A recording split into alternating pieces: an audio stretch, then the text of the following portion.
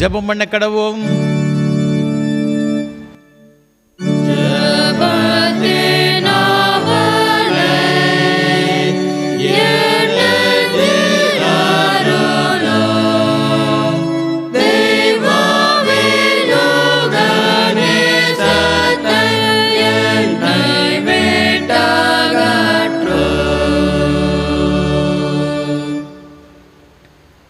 அவன் தண்ணீர் அண்டையில் நாட்டப்பட்டதும் கால்வாய் ஓரமாக தன் வேர்களை விடுகிறதும் உஷ்ணம் வருகிறதை காணாமல் இலை பச்சையாயிருக்கிறதும் மழை தாட்சியான வருஷத்திலும் வருத்தமின்றி தப்பாமல் கனி கொடுக்கிறதுமான மரத்தைப் போல் இருப்பான்.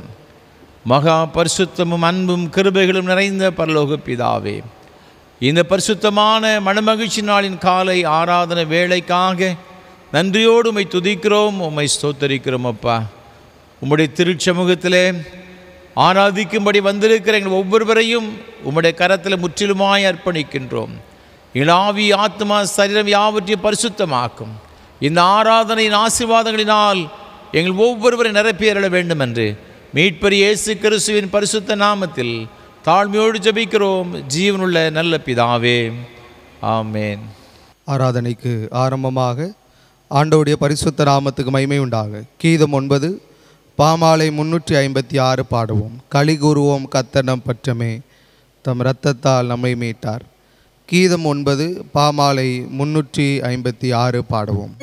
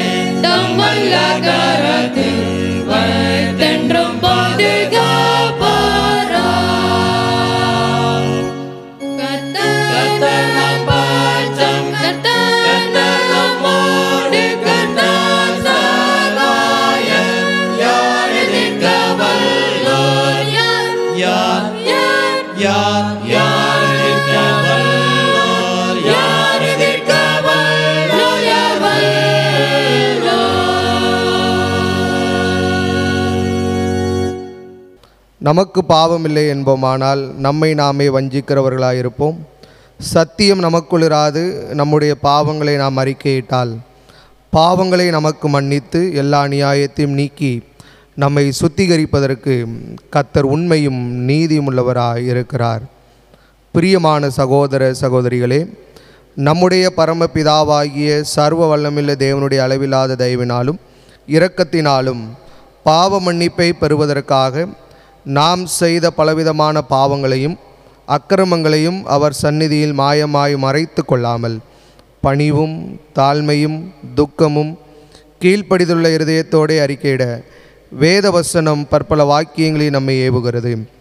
நாம் எக்காலத்திலும் தேவனுக்கு முன்பாக நம்முடைய பாவங்களை மனத்தாழ்மையாய் அறிக்கையிட வேண்டுவதுமன்றி அவருடைய திருக்கரங்களினாலே நாம் பெற்றுக்கொண்ட மேன்மையான உபகாரங்களுக்காக சோத்திரம் செலுத்தவும் மிகவும் சிறந்த அவருடைய புகழை பிரஸ்தாபம் பண்ணவும் அவருடைய மகா பரிசுத்த வசனத்தை கேட்கவும் நம்முடைய சரீரத்துக்கும் ஆத்மாவுக்கும் தேவையானவைகளுக்காக வேண்டிக் கொள்ளவும் நாம் கூடி வந்திருக்கிற தருணத்தில் பாவங்களை அறிக்கையிடுவது நமது விசேஷித்த கடமையாக இருக்கிறது.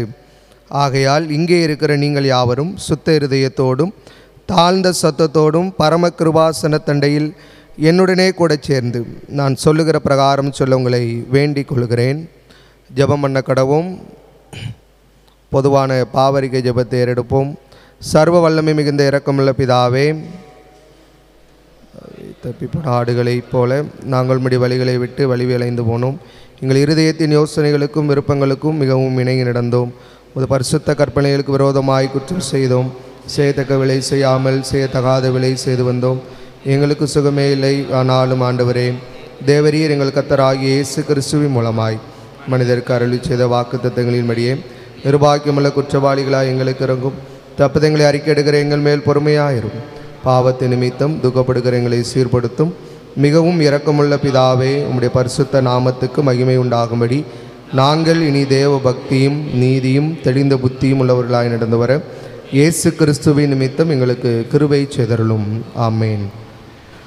நம்முடைய கர்த்தராயிருக்கிற இயேசு கிறிஸ்துவின் பிதாவாயிருக்கிற சர்வ வல்லமுள்ள தேவன் பாவியின் மரணத்தை விரும்பாமல் அவன் தன் பாவத்தை விட்டு திரும்பி பிழைப்பதையே விரும்பி பாவத்தை நிமித்தம் துக்கப்படுகிற தமது ஜனத்துக்கு பாவ விமோசனத்தையும் மன்னிப்பையும் கூறி அறிவிக்க தம்முடைய பணிவிடைக்காரருக்கு அதிகாரத்தையும் கட்டளை மேல் செய்திருக்கிறார். மெய்யாய் மனம் திரும்பி தமது பரிசுத்த சுவிசேஷத்தை உண்மையாய் விசுவாசிக்கிற யாவருக்கும் அவர் பாவங்களை மன்னித்து விமோசனம் செய்கிறார். ஆகையால் கடைசியிலே அவருடைய நித்திய ஆனந்தத்தில் சேரத்தக்கதாக இத்தருணத்தில் நாம் செய்கிறது அவருக்கு பிரியமாயிருக்கவும் இனி உயிரோடு நாளெல்லாம் மாசில்லாமல் பரிசுத்தமுள்ளவர்களாக நடக்கவும் அவர் நமக்கு மெய்யான மனம் திரும்புதலையும் தம்முடைய பரிசுத்த ஆவியை அருளி செய்ய வேண்டுமென்று நம்முடைய கர்த்தராய் இருக்கிற இயேசு கிறிஸ்து மூலமாய் அவரை வேண்டிக் கொள்ள கடவோம். ஆமேன். பரமண்டலங்களில் இருக்கிற எங்கள் பிதாவே, உம்முடைய நாமம் பரிசுத்தப்படுவதாக, உம்முடைய ராஜ்யம் வருவதாக, உம்முடைய சித்தம் பரமண்டலத்தில் செய்யப்படுகிறது போல பூமியிலும் செய்யப்படுவதாக. அன்றாட அப்பத்தை எங்களுக்கு தாரும். எங்களுக்கு விரோதமாக குற்றம் செய்கிறவர்களுக்கு மன்னிக்கிறது போல எங்கள் குற்றங்களை எங்களுக்கு மன்னியும். எங்களை சோதனைகள் பிரவேசிக்க பண்ணாமல் தீமையை எங்களை ரட்சித்துக் கொள்ளும். ராஜ்யமும் வல்லமையும் மகிமையும் என்னைக்கும் உடையவரே. ஆமென். ஆண்டவரே, எங்கள் உதடுகளை திறந்தருளும்.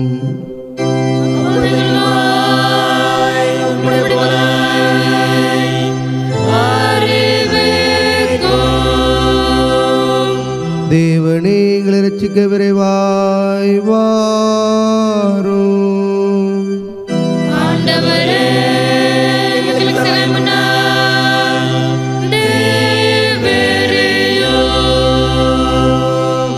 பிதாவுக்கும் குமாரனுக்கும் பரிசுத்தாவிக்கும் மகிமை உண்டாவதாக.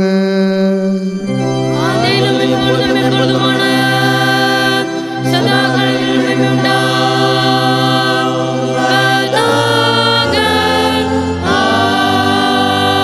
ஆமென்.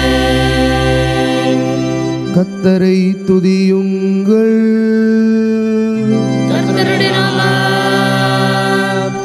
துதிக்கப்படுவதாக.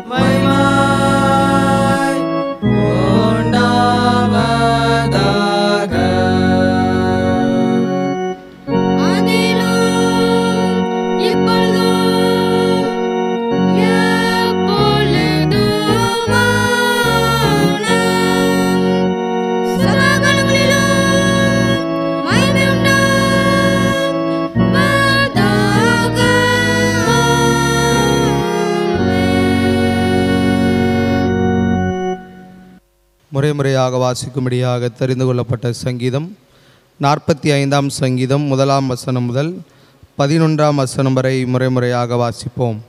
45ஆம் சங்கீதம் 1வது வசனம் முதல். என் இருதயம் நல்ல விசேஷத்தினால் பொங்குகிறது, நான் ராஜாவை குறித்த பாடின கவியை சொல்லுகிறேன். என் நாவு விரைவாய் எழுதுகிறவனுடைய எழுத்தாணி. எல்லா மனுப்புத்திரத்திலும் நீர் மகா சௌந்தரியம் உள்ளவர், உம்முடைய உதிரைகளின் அருள் பொழிகிறது, ஆகையால் தேவன் உம்மை என்றென்றைக்கும் ஆசீர்வதிக்கிறார். சௌரியவானே, உமது மகிமையும் உமது மகத்துவமாகிய உம்முடைய பட்டயத்தை நீர் உம்முடைய அறையிலே கட்டி கொண்டு சத்தியத்தின் நிமித்தமும் நீதியின் கூடிய சாந்தத்தின் நிமித்தமும் முது மகத்துவத்திலே ஜெயமாக ஏறி வாரும். முது வலதுகரம் பயங்கரமானவைகளை உமக்கு விளக்க பண்ணும். உம்முடைய அம்புகள் கூர்மையானவைகள், அவைகள் ராஜாவுடைய சத்துருக்களின் இருதயத்துக்குள் பாயும். ஜனசதலங்கள் உமக்கு கீழே விழுவார்கள். தேவனே, உமது சிங்காசனம் என்றென்றைக்கும் உள்ளது, உம்முடைய ராஜ்யத்தின் செங்கோல் நீதியுள்ள செங்கோலாயிருக்கிறது. நீர் நீதியை விரும்பி அக்கிரமத்தை வெறுக்கிறீர். ஆதலால் தேவனே, உம்முடைய தேவன் உமது தோழரை பார்க்கிலும் உம்மை ஆனந்த தைலத்தினால் அபிஷேகம் பண்ணினார். தந்தத்தினால் செய்த அரண்மனையிலிருந்து புறப்படுகையில் நீர் மகிழும்படி உமது வஸ்திரங்களை எல்லாம் வெள்ளி போலம் சந்தலம் லவங்கம் இவைகளின் வாசனை புரிந்தவர்களாயிருக்கிறது. உமது நாயைகளுக்குள்ளே அரசரின் குமாரத்திகள் உண்டு. ராஜஸ்ரீ ஓப்பீரின் தங்கம் அணிந்தவளாய் உமது வலது பாரிசத்தில் நிற்கிறாள். குமாரத்தியே கேள், நீ உன் செவியை சாய்த்து சிந்தித்துக்கோள், உன் ஜனத்தையும் உன் தகப்பன் வீட்டையும் மறந்துவிடு. சேர்ந்து வாசிப்போம். அப்பொழுது ராஜா உன் அழகில் பிரியப்படுவார், அவர் உன் ஆண்டவர், ஆகையால் அவரை பணிந்து கொள்.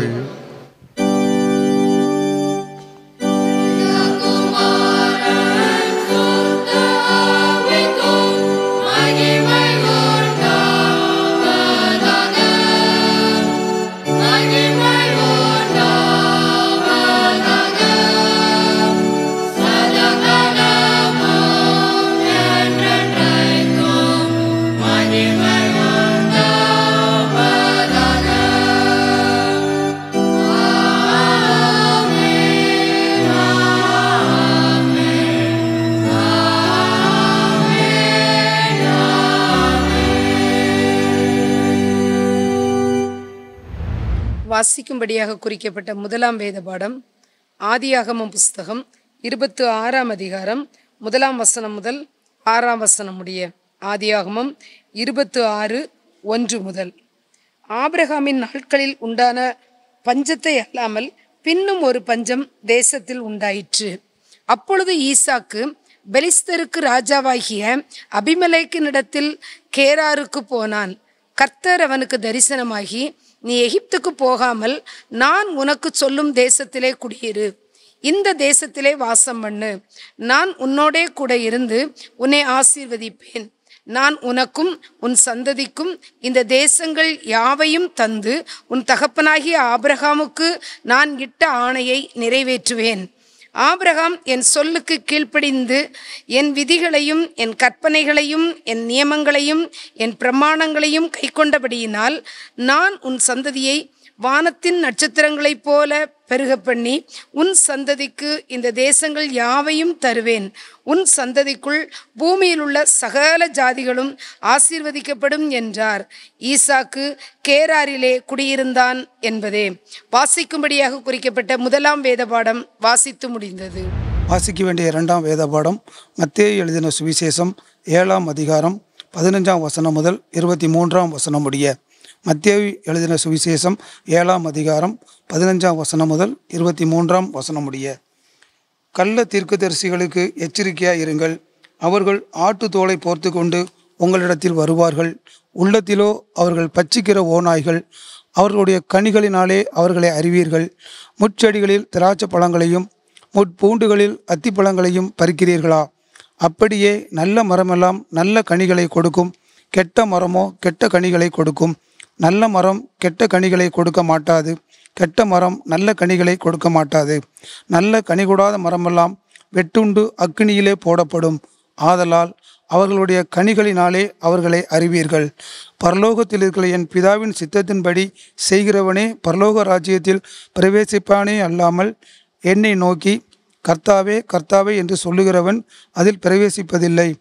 அந்நாளில் அநேகர் என்னை நோக்கி கர்த்தாவே கர்த்தாவே, உமது நாமத்தினாலே தீர்க்க தரிசனம் உரைத்தோம் அல்லவா?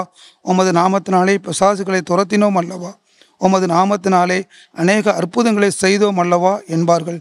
அப்பொழுது நான் ஒரு காலம் உங்களை அறியவில்லை, அக்கிரம செய்கைக்காரரே, என்னை விட்டு அகன்று போங்கள் என்று அவர்களுக்கு சொல்லுவேன். வாசிக்க வேண்டியதான 2ஆம் வேத பாடம் வாசித்தாயிற்று.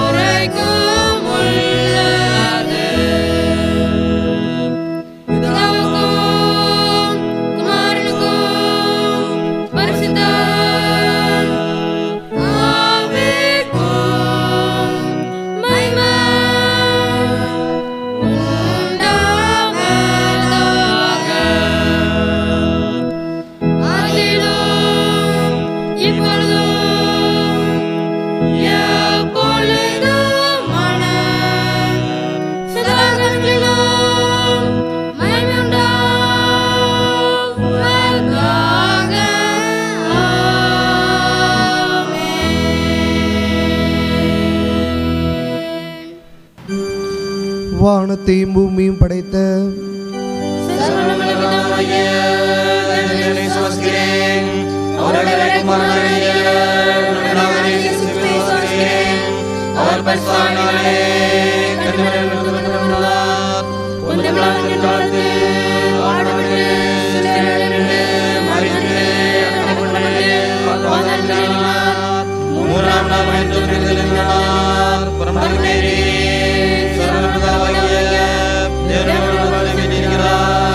அவனிடத்திலிருந்து உயிரோரையும் மரித்தோரையும் நியாயத்திற்க வருவார். அவர் ஐக்கியமும் பாவமன்னிப்பும் சரீர உயிர்த்தலும் நித்தியத்திலும் உண்டு விசுவாசிக்கிறேன். ஆமென். கர்த்தர் உங்களோடு இருப்பாராக.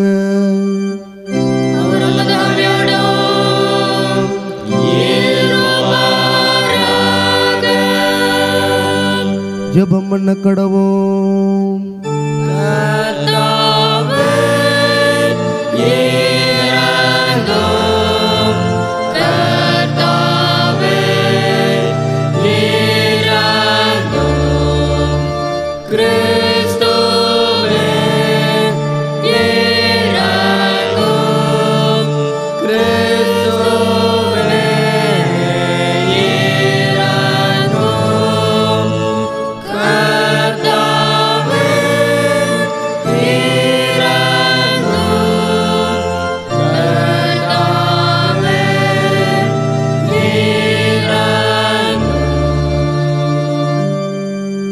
பரமண்டங்களில் இருக்கிற எங்கள் பிதாவே, உம்முடைய நாமம் மகிமைப்படுவதாக, உம்முடைய ராஜ்யம் வருவதாக, உம்முடைய சித்தம் பரமண்டலத்திலே செய்யப்படுவது போல பூமியிலும் செய்யப்படுவதாக.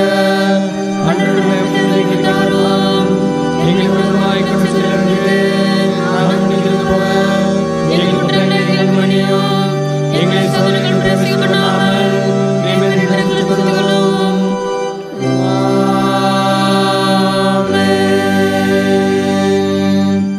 கர்த்தாவே, உம்முடைய இரக்கத்தை எங்கள் காண்பியோ.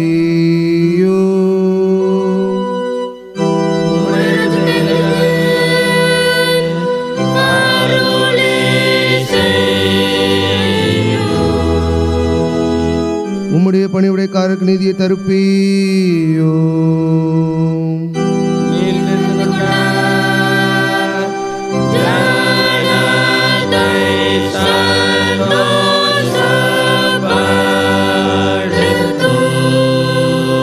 கர்த்தாவே, உம்முடைய ஜனத்தை ரட்சியோ.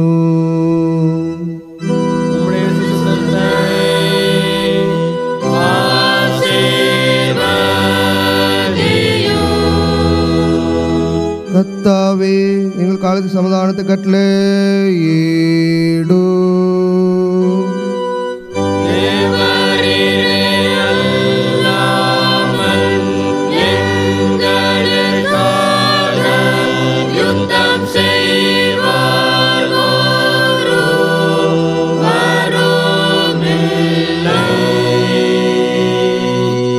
பராபரனே, எங்கள் இதயத்தை சுத்திகரியோ.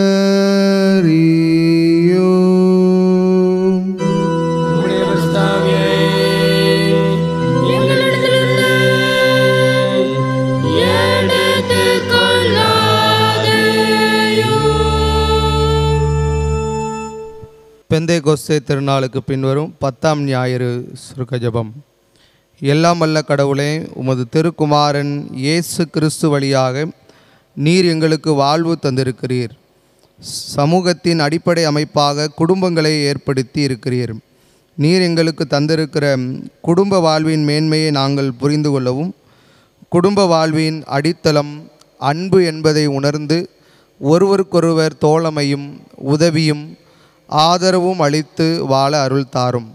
நாங்கள் எங்கள் குடும்பத்திற்கும் சமுதாயத்திற்கும் செய்கின்ற கடமையை மனப்பூர்வமாய் செய்து நிறைவேற்றவும், தேவனின் நல்நோக்கத்தை நாங்கள் தெரிந்து கொண்டு புதியதோர் சமுதாயத்தை உருவாக்கும் பணியில் எங்களை முழுவதுமாக அர்ப்பணித்து கொள்ளவும் அருள் புரிய வேண்டுமென்று பரலோகத்திலும் பூலோகத்திலும் உள்ள முழு குடும்பத்திற்கும் ஆண்டவராகிய இயேசு கிறிஸ்துவின் வழியாய் வேண்டிக் கொள்கிறோம்.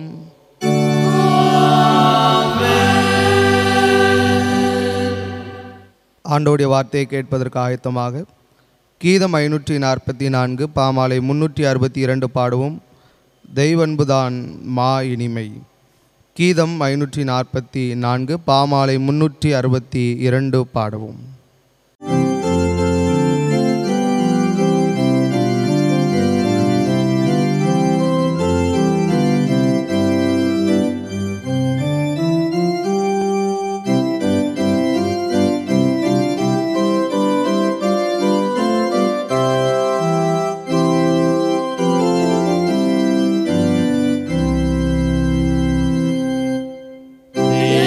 தெய்வன்புதான் மா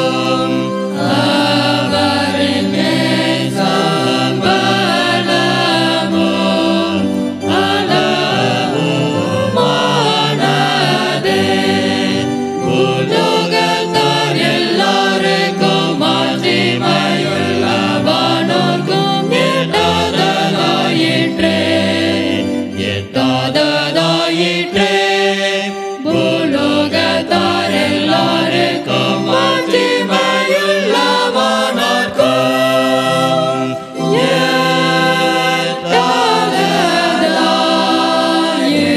ஏற்றதாயிற்றே.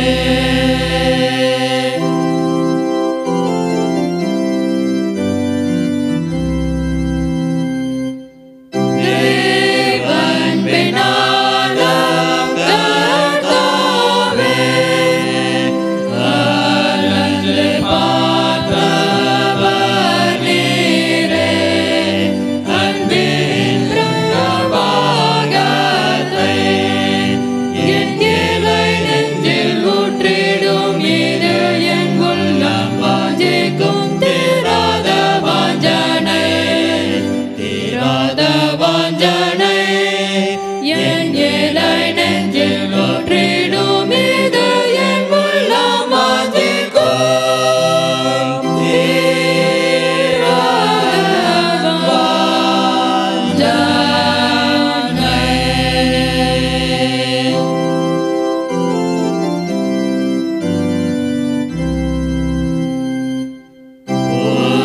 திருமுக பார்ப்பதும் உமரணித்தம் சேர்வதும் என் முழு வாஞ்சையாம். உம் திவ்ய சத்தம் கேட்பது எனக்கு இன்பம் களிப்பு. என் மோட்ச பாக்கியமாம், என் மோட்ச பாக்கியமாம்.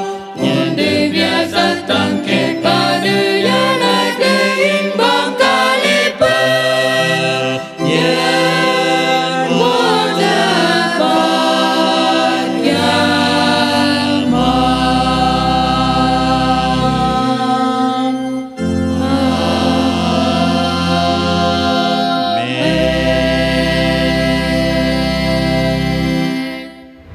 கர்த்தரும் உலக இரட்சகருமான இயேசு கிறிஸ்துவின் ஈடு இணையற்ற நாமத்தினாலே திருநெல்வேலி திருமண்டலம் கல்லடிக்குறிச்சி சேச கிறிஸ்து ஆலயத்தின் சார்பாக இந்த ஆராதனை வேளையில் பங்கு பெறும்படி வந்திருக்கிறவங்க அனைவரையும் அன்போடு கூட வாழ்த்துகிறேன், வரவேற்கிறேன். ஆண்டவருடைய கிருபையும் ஆசீர்வாதம் உங்களோடு கூட எப்பொழுதும் நிலைத்திருப்பதாக. ஒவ்வொரு வாரமும் காலை 7 மணிக்கு ஏஞ்சல் தொலைக்காட்சி மூலமாக உங்களோடு கூட சேர்ந்து கர்த்தரை ஆராதிப்பதில் மிகுந்த மகிழ்ச்சி அடைகிறேன். ஆண்டவருடைய ஆசீர்வாதம் நம் அனைவரோடு கூட எப்பொழுது இருப்பதாக. இந்த நல்ல வாய்ப்புகளை நமக்கு ஒவ்வொரு வாரமும் தந்து வருகிற நம்முடைய அன்பிற்கும் மரியாதைக்கும் உரிய அருமையான ஐயா சாது சுந்தர் செல்வராஜ் ஐயா அவர்களுக்காக உள்ளத்தின் ஆழத்திலிருந்து கர்த்தரை துதிக்கிறேன், ஸ்தோத்தரிக்கிறேன். நம்ம எல்லாரும் ஆண்டவருடைய ஆசீர்வாதங்களை பெற்றுக்கொள்ள வேண்டும் என்ற ஒரு பெரிய வாஞ்சியோடு பாரத்தோடு கூட ஐயா அவர்கள் நமக்கு இதை ஏற்படுத்தி கொடுத்திருக்கிறார்கள். கர்த்தர் தாமே சாது ஐயா அவர்களையும் அவர் செய்து கொண்டு வருகிற ஏஞ்சல் தொலைக்காட்சி ஊழியங்கள் மற்றும் இயேசு ஊழியங்களையும் அபரிவிதமாய் ஆசீர்வதிப்பாராக. நம்முடைய தனி ஜெபங்களிலே, குடும்ப ஜெபங்களிலே ஐயா அவர்களுக்காக அவர் செய்து கொண்டு வருகிற ஊழியங்களுக்காக ஜெபிப்போம். ஆண்டவருடைய ஆசீர்வாதங்களை பெற்றுக்கொள்வோம். இதே ஆராதனை வேளையை இதே காலை 7 மணிக்கு ஆராதனை வேளை சிஎஸ்சி திருநெல்வேலி டயசிஸ் என்ற யூடியூப் சேனலிலும் நாங்கள் ஒளிபரப்பு செய்கிறோம். அதையும் நீங்கள் பார்த்து மகிழுங்கள். மற்றவர்களுக்கு அறிமுகப்படுத்த உங்களை மிகுந்த அன்போடு நான் கேட்டுக்கொள்கிறேன். இந்த ஆராதனை வேளை ஒவ்வொரு வாரமும் நாங்கள் மிகுந்த ஜெபத்தோடு அதிக பிரயாசத்தோடும் உங்களுக்கு நாங்கள் வழங்கி கொண்டு வருகிறோம். உங்களுடைய ஜெபங்கள் எங்களுக்கு அதிகமாக தேவை. எனக்காக என்னோடு கூட இந்த ஊழியத்தில் பங்கெடுத்து கொண்டு வருகிற ஒவ்வொரு கர்த்தருடைய பிள்ளைகளுக்காகவும் தினந்தோறும் நீங்கள் ஜெபிக்கும்படியாக அன்போடு நான் கேட்டுக்கொள்கிறேன். இந்த ஆராதனை வேளையை ஒளிப்பதிவு செய்வதற்கு ஏராளமான தேவைகள் உண்டு. கர்த்தர் உங்கள் உள்ள தேவைன்னு சொன்னால் நீங்கள் தாராளமாக இந்த ஊழியத்தை தாங்க ஆதரிக்க முன்வரலாம். அதனுடைய ஆசீர்வாதம் நிச்சயமாகவே நீங்கள் பெற்றுக்கொள்வீர்கள் என்று சந்தேகம் கிடையாது. கர்த்தர் அனைவரையும் ஆசீர்வதிப்பாராக. இந்த நாளிலும் இந்த அருமையான ஆராதனை வேளையை நமக்கு ஒளிப்பதிவு செய்வதற்கு உதவி செய்யும்படி வந்திருக்கின்ற கல்லடைக்குறிச்சி சிஎஸ்சி கிறிஸ்து ஆலயத்தின் சபையை சார்ந்த அருமையான சகோதரர் திரு ஜான் சைமன்ராஜ் அவருடைய குடும்பத்தில் பொறுப்பெடுத்துக் கொண்டார்கள். கர்த்தர் தாமே அன்பு சகோதரர் ஜான் சைமன்ராஜ் அவர்களையும் அவருடைய அன்புக்குரிய துணைவியார் திருமதி கவிதா எஸ்தராணி அவர்களை கர்த்தர் ஆசீர்வதிப்பாராக. தேவன் அவர்கள் கொடுத்த அருமையான 2 பிள்ளைகளுக்காக ஆண்டு துதிக்கிறேன். அன்பு பிள்ளைகள் கில்பர்ட் பெனாயா அன்பு மகள் பெர்னிஸ் ஜோனாவுக்காக கர்த்தரை துதிக்கிறேன். கர்த்தர் தாமே இந்த அருமையான பிள்ளைகள் ஒவ்வொருவரையும் அபரிமிதமாக ஆசீர்வதிப்பாராக. ஆண்டவர் வானத்தின் பலகணிகளை திறந்து இடங்கொள்ளாமல் போகும் மட்டும் உன்னை ஆசீர்வதிப்பேன் என்ற வாக்கின்படி இந்த பிள்ளைகளுக்கு வேண்டிய எல்லா சகல நன்மைகளையும், ஆவிக்குரிய நன்மைகளையும், உலக பிரகாரம் எல்லா நன்மைகளையும் ஆண்டவர் இந்த குடும்பத்தினர் கொடுத்து சந்ததி சந்ததியாக ஆசீர்வதிப்பாராக. தேவ கிருபை உங்கள் அனைவரோடு கூட எப்பொழுதும் நிலைத்திருப்பதாக. ஆமேன். தொடர்ந்து கர்த்தர் நம்மோடு கூட பேசும்படியாக நாம் ஜெபம் செய்வோம். நேசிக்கிற நல்ல தகப்பனே, உம்முடைய திருவார்த்தைகளை கேட்க வந்திருக்கிறோம் அப்பா. எங்களோடு கூட பேசும். இன்றைக்கு நாங்கள் கற்றுக்கொள்ளுகிற உம்முடைய வார்த்தைகள் எங்கள் ஒவ்வொருடைய ஆவிக்குரிய வாழ்க்கைக்கும் உலக பிரகாரமான வாழ்க்கைக்கும் மிகுந்த ஆசீர்வாதமாக அமைய உதவி செய்யும். என்னை தாழ்த்தும் அது கரத்தில் ஒப்பு கொடுக்கிறோம். நீர் பொறுப்பெடுத்துக் கொள்ளும். மீட்பர் இயேசு கிறிஸ்துவின் பரிசுத்த நாமத்தில் ஜெபிக்கிறோம் தூய பிதாவே, ஆமேன். மீண்டும் உங்கள் எல்லாரையும் அன்போடு கூட வாழ்த்துகிறேன். இந்த நாளிலும் கூட நம்ம எல்லாருக்கும் ஆசீர்வாதமாக இருக்கும்படியாக தெரிந்து கொண்ட வேத பகுதி நாம் 2வது வேத பாடமாக வாசிக்க கேட்ட பரிசுத்த மத்தேயு எழுதின நற்செய்தி நூல் 7ஆம் அதிகாரம் 21ஆம். பரலோகத்தில் இருக்கிற என் பிதாவின் சித்தத்தின்படி செய்கிறவனே பரலோக ராஜ்யத்தில் பிரவேசிப்பானே அல்லாமல் என்னை நோக்கி கர்த்தாவே கர்த்தாவே என்று சொல்லுகிறவன் அதில் பிரவேசிப்பதில்லை. ஆண்டவராய் இருக்கிற இயேசு கிறிஸ்து செய்த மலை பிரசங்கத்தில் அவர் நிறைவாய் சொல்லும்படியாக தம்மை பின்பற்றி வந்த தம்முடைய வார்த்தைகளை கேட்கும்படி வந்திருக்க ஜனங்களுக்கு சொல்லுகிற ஒரு காரியம், யார் தேவனுடைய ராஜ்யத்தில் பிரவேசிப்பான் என்று சொல்லுகின்றதை பார்க்கின்றோம். ஆண்டவராய் இருக்கிற இயேசு கிறிஸ்து செய்த பிரசங்கங்களிலே இந்த மலை பிரசங்கம் மிக சிறப்பாக சொல்லப்படுகிறதை பார்க்கிறோம். அவர் செய்த எல்லா உபதேசங்களும் மேன்மையானவைகள். அதை போல யாரும் பிரசங்கம் பண்ணினதில்லைன்னு சொல்லி இந்த மக்கள் எல்லாரும் அவருடைய போதகத்தை குறித்து ஆச்சரியப்பட்டார்னு சொல்லப்பட்டு இருக்கிறது. இந்த மத்தேயு 5, 6, 7 ஆகிய இந்த 3 அதிகாரங்களிலும் 111 வசனங்கள் இருக்கின்றது. இயேசு கிறிஸ்து தம்முடைய ஊழியத்தை ஆரம்பிக்கும் பொழுது பரலோக ராஜ்யத்தை குறித்து அவர் சொல்லுகின்றதை பார்க்கின்றோம். மனம் திரும்புங்கள், பரலோக ராஜ்யம் சமீபமாயிருக்கிறது. தன்னுடைய ஊழியத்தை நிறைவு செய்துவிட்டு பரலோகத்துக்கு ஏறி செல்லும் முன்பாக தம்முடைய சீசரை பார்த்து சொன்னார், நீங்கள் உலகமெங்கும் போய் ராஜ்யத்தின் சுவிசேஷத்தை நிச்சயங்க பிரசங்கம் பண்ணுங்க. அப்போ ஆண்டவருடைய மிக முக்கியமான ஒரு நோக்கம் என்னவென்றால், நீங்களும் நானும் தேவனுடைய ராஜ்யத்தில் எப்படியாகிலும் போய் பங்கு பெற வேண்டும் என்பதுதான். அதுதான் அவருடைய ஒரு உன்னதமான ஒரு நோக்கமாக இருக்கிறது என்பதை நாம் பார்க்கின்றோம். இங்கு 5ஆம் அதிகாரத்தில் தேவனுடைய ராஜ்யத்தை குறித்து சில காரியங்களை சொல்லிவிட்டு இந்த அதிகாரத்தை முடிக்கும் பொழுது இங்கு 7ஆம் அதிகாரத்து கடைசியாக வரும்பொழுது, யார் ஆண்டவருடைய ராஜ்யத்தில் பிரவேசிப்பார்? தேவனுடைய சித்தத்தின்படி செய்கிறவன் தான். நீங்கள் அதற்கு அடுத்த வசனத்தை வாசித்து பார்க்கும் பொழுது, அந்நாளில் அநேகர் என்னை நோக்கி கர்த்தாவே கர்த்தாவே உமது நாமத்தினாலே தீர்க்க தரிசனம் உரைத்தோம் அல்லவா, உமது நாமத்தினாலே பிசாசுகளை துரத்தினோம் அல்லவா, உமது நாமத்தினாலே அநேகம் அற்புதங்களை செய்தோம் அல்லவா என்பார்கள் என்பதாக சொல்லப்பட்டிருக்கிறது. அப்போது என்ன இங்கே சொல்லப்பட்டிருக்கிறது சொன்னால், ஒரு கூட்ட மக்கள் வருவாங்க. அவங்க என்ன சொல்லுவாங்கன்னு பார்த்தீங்கன்னா, இங்கு கடைசி காலத்தில் ஆண்டவரே, நாங்களெல்லாம் உடைய நாமத்து நிமித்தம் தீர்க்க தரிசனம் சொன்னோம், பிசாசுகளை துரத்தினோம், அற்புதங்களை செய்தோம். இதெல்லாம் எப்படி நடந்தது? இயேசு கிறிஸ்துவுடைய நாமத்தினாலே. அப்போ இயேசு கிறிஸ்துவின் நாமத்தினாலே இப்படிப்பட்ட காரியங்கள் எல்லாம் செய்கிறவர்கள் யாராக இருப்பாருங்க? ஒருவேளை கிறிஸ்தவர்களாக இருக்கலாம், கிறிஸ்தவருடைய ஊழியத்தை செய்கிறவர்களாக இருக்கலாம். ஆனால் அவங்க எத்தனையோ அற்புதங்களையும் தீர்க்க தரிசனங்களையும் பிசாசுகளையும் துரத்தினாலும் கூட, அதிசயங்களெல்லாம் செய்தாலும் கூட, தேவ சித்தத்தை அவர்களும் செய்யாவிட்டால் எங்கு வர முடியாதுன்னு பார்த்தீங்கன்னா, பரலோகத்துக்கு என்ன செய்ய முடியாது? வர முடியாது. அவளை பார்த்து அவர் சொல்லுகிறார், அக்கிரம செய்யக்காரரே, நான் உங்களை அறியேன். அப்போ தேவ சித்தத்தை செய்யாதவனை குறித்து சொல்லப்பட்டிருக்கிறது, அவன் அக்கிரமம் செய்கிறவன் என்பதாக சொல்லப்பட்டிருக்கிறது. அப்போ தேவ சித்தம் என்பது ரொம்ப ரொம்ப முக்கியமான ஒரு காரியம். ஆகவே தான் நீங்கள் 1 யோவானுக்கு எழுதின இந்த நிருபத்தில் வாசித்து பார்க்கும் பொழுது 2ஆம் அதிகாரத்தில் 17ஆம் வசனம் மிக அழகாக சொல்லுகிறது, உலகமும் அதன் இச்சையும் ஒளிந்து போம், தேவனுடைய சித்தத்தின்படி செய்கிறவனோ என்றென்றைக்கும் நிலைத்திருப்பான். அப்போ என்றென்றைக்கும் நிலைத்திருக்க வேண்டும் என்று சொன்னால் அவன் செய்ய வேண்டிய ஒரு காரியம், தேவ சித்தத்தை என்ன செய்யணும்னா நிறைவேற்ற வேண்டும் என்று வேதவசனம் சொல்லுகிறது. நீங்கள் யோவான் எழுதின சுவிசேஷத்தில் இங்கு 6ஆம் அதிகாரத்தில் நீங்கள் வாசித்து பார்க்கும் பொழுது 38ஆம் வசனம் இவ்வாறாக சொல்லுகின்றது, என் சித்தத்தின்படி அல்ல, என்னை அனுப்பினருடைய சித்தத்தின்படி செய்யவே நான் வானத்திலிருந்து இறங்கி வந்தேன். யோவான் 4ஆம் அதிகாரத்தில் நம்ம பார்க்கும் பொழுது இங்கு வேதவசனம் மிக அழகாக சொல்லுகிறது. 34ஆம் வசனத்தில் இயேசு தம்முடைய சீஷர்களை பார்த்து சொல்லுகிறார், நான் என்னை அனுப்பினருடைய சித்தத்தின்படி செய்து அவருடைய கிரியையை முடிப்பதே என்னுடைய போஜனமாக இருக்கிறது. அப்போ அவர் சொல்கிறார், இயேசு கிறிஸ்து, நான் ஏன் சித்தத்தின்படி நான் வரலை.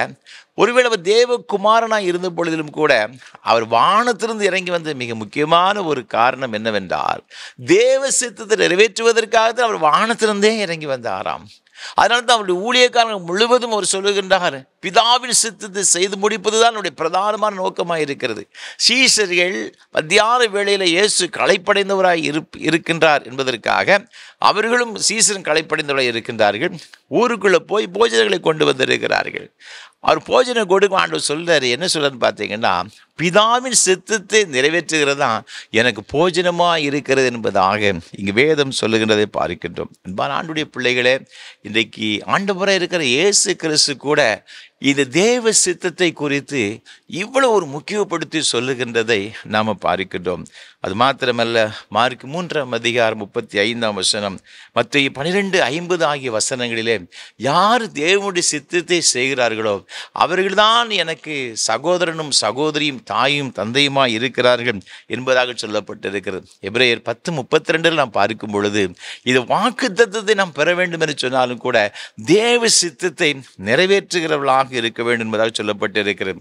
ஆகவே தான் எபிரேயர்கள் நிருபத்தில் நம்ம வாசித்து பார்க்கும் பொழுது இங்கு 10ஆம் அதிகாரத்தில் இங்கு 13ஆம் அதிகாரத்தில் வாசித்து பார்க்கும்போது 21ஆம் வசனம் சொல்லுகிறது, இயேசு கிறிஸ்துவை கொண்டு தமக்கு முன்பாக பிரியமானதை உங்களை நடப்பித்து நீங்கள் தம்முடைய சித்தத்தின்படி செய்ய உங்களை சகலவித நற்கிரியைகளிலும் சீர்பொருந்தினவர்களாக்குவாராக. ஆண்டவருடைய சித்தத்தின்படி செய்வதற்காக அவர் சகல நற்கிரியைகளிலும் நாம் சீர்பொருந்தினவர்களாக இருக்க வேண்டும் என்பதாக வேதவசனம் சொல்லுகிறது. மத்திய 26ஆம் அதிகாரத்தில் நீங்கள் 39 தொடர்ந்து ஒரு வசனங்களை அதற்கு முன்புள்ள அந்த வசனங்களை வாசித்து பார்க்கும் பொழுது ஆண்டவராக இருக்கிற இயேசு கிறிஸ்து கெத்செமனே தோட்டத்தில் அவர் என்ன செய்தார்னா, தம்முடைய சரீரத்தில் உள்ள இரத்தம் வேர்வையாய் வெளியே வரும்படியாக அவர் மிகுந்த பாரத்தோடு கூட வியாகுலத்தோடு கூட ஜெபிக்கிறார். எல்லாருடைய பாவமும் அவர் மீது என்ன செய்தனா அப்படியே கடந்து வருகிறது. நம்ம எல்லாருடைய பாவங்களையும் சுமந்தார் என்று வேதத்தில் சொல்லப்பட்டிருக்கிறது. அப்போ ஆண்டவர் பாருங்க, அவர் சொல்றாரு, ஆண்டவரே, இந்த பாத்திரம் என்னை விட்டு நீங்க கூடுமானால் நீங்கும்படி செய்யும், ஆனாலும் என்னுடைய சித்தத்தின்படி இல்லை, உம்முடைய சித்தத்தின்படி ஆக்கடவது. அப்படின்னா என்ன அறுத்ததற்கு நம்ம பார்க்க வேண்டும் என்று சொன்னால், ஒருவேளை நம்முடைய வாழ்க்கையில் எவ்வளவுதான் ஒரு கடினமான ஒரு பாதைக்கு வழியாய் கடந்து சென்றாலும் கூட, நம்முடைய வாழ்க்கையில் எவ்வளவுதான் இருளான வழியின் வழியாக நாம் கடந்து சொல்ல வேண்டிய ஒரு சூழல் இருந்தாலும் கூட, அந்த நிலைமையிலும் தேவ சித்தம் என்ன என்று அறிந்து அதைத்தான் செய்ய வேண்டுமே ஒழிய வேற எது என்னை செய்யக்கூடாது. அவர் நினைச்ச 12 லேகியோனுக்கு அதிகமான தூதர்களை அவர் ஜெபம் பண்ணா பிதா அனுப்பதான் செய்வார், அப்படிதான் வசனம் சொல்லுகிறது. ஆனால் அதை அவர் என்ன செய்யலைன்னா அதை கேட்கல. ஒருவேளை அப்படிப்பட்ட உதவி தனக்கு வேண்டும் என்று சொன்னால் உடனே ஆண்டவர் அனுப்பதான் செய்வார். ஆனால் தேவ சித்தம் அது கிடையாது. அவர் இந்த பாத்திரத்தை பானம் பண்ண வேண்டும், அதுதான் தேவ சித்தம். ஆண்டவருடைய பிள்ளை, நம்முடைய வாழ்க்கையில அநேக இருளான ஒரு சூழலை, கடினமான ஒரு சூழலை வரத்தானே செய்கிறது. இயேசு கிறிஸ்து சென்ற அதே பாதையின் வழியாகத்தான் இன்றைக்கு நீங்களும் நானும் போக வேண்டிய ஒரு நிலைமை. ஆனாலும் ஒரே ஒரு நம்பிக்கை என்ன தெரியுமா, அதனுடைய முடிவு அது சம்பூர்ணமாக இருக்கும், அது ஒரு ஆசீர்வாதமாக இருக்கும். அதற்கு நிகர் வேறு எதுவுமே கிடையாதுங்க. ஆனால் அதை அடைவதற்கு முன்பாக இப்படிப்பட்ட பாடுகளுக்கு மத்தியில் நீங்களும் நானும் என்ன சொன்னா கடந்து போக வேண்டும் என்று தேவன் இங்கு எதிர்பார்க்கிறார். அப்போ இன்றைக்கு இப்படி இது தேவ சித்தம் என்பது நம்முடைய வாழ்க்கையில் இன்றியமையாத இருக்கிறபடியினால இந்த தேவ சித்தம் என்பது என்ன என்பதை குறித்து ஒரு சில காரியங்களை உங்களோடு கூட பகிர்ந்து கொள்ள விரும்புகிறேன். அப்படின்னா நாம் தேவ சித்தத்தை நாம் எப்படி நிறைவேற்ற வேண்டும், தேவ சித்தம் என்பது என்ன என்பதை நாம் வேதத்தில் வாசித்து பார்க்கும் பொழுது வேதம் மிக அழகாக சொல்லுகிறது. அப்போஸ்தலர் நடபடிகளின் புஸ்தகத்தில் இங்கு 9ஆம் அதிகாரம் 6ஆம் வசனத்தில் வேதம் இவ்வாறாக சொல்லுகிறது, அவன் நடுங்கி திகைத்து, ஆண்டவரே, நான் என்ன செய்ய சித்தமாய் இருக்கிறீர் என்றான்.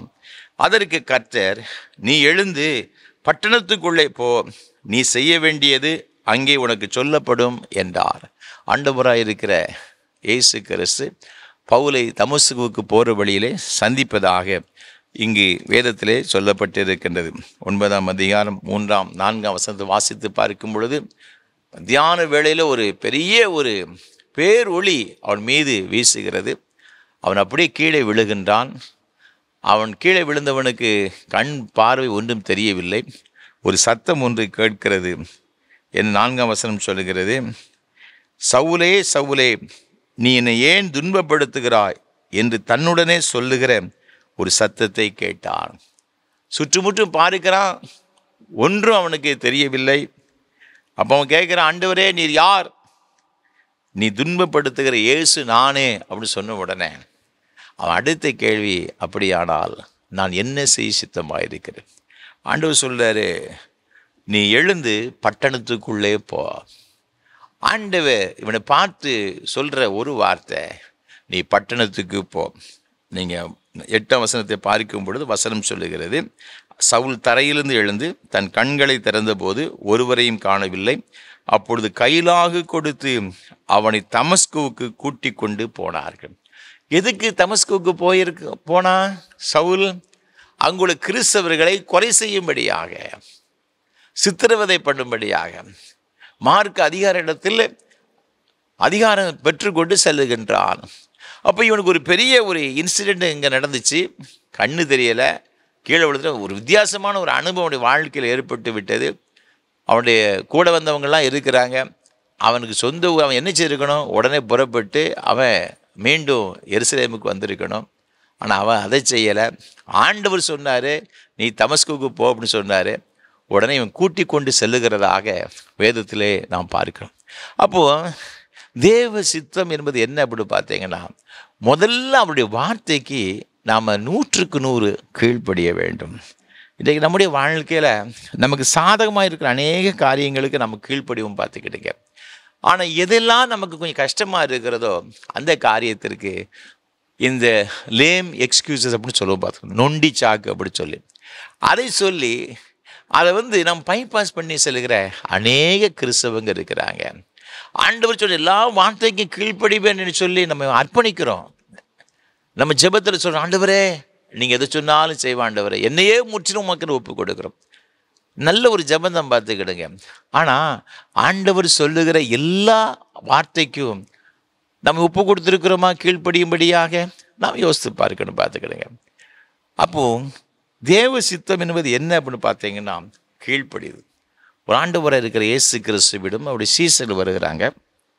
நீங்கள் லூக்கா 11ஆம் அதிகாரம் 1, 2 ஆகிய வசனங்களிலும் மத்தேயு 6ஆம் அதிகாரம் 10ஆம் வசனத்தில் வாசித்து பார்க்கும் பொழுது சீசர்கள் இயேசுவிடம் வந்து கேட்கின்றார்கள், ஆண்டவரே எங்களுக்கு ஜெபம் பண்ண கற்றுத்தாரும் என்பதாக வேதத்தில் சொல்லப்பட்டிருக்கிறத பார்க்கின்றோம். யோவான் தன்னுடைய சீசர்களுக்கு ஜெபிக்க கற்றுக் கொடுத்தான். எங்களுக்கு நீர் கற்றுத்தாரும் என்று சொல்லி சீசர்கள் கேட்கிறாங்க. அப்போ இந்த கர்த்தருடைய ஜெபம் என்று நம்ம சொல்லுகின்ற பரமண்டலங்கள் இருக்கிற எங்கள் பிதாவே, இப்படி நாமும் பரிசுத்தப்படுவதாக, இப்படி ராஜ்யம் வருவதாக.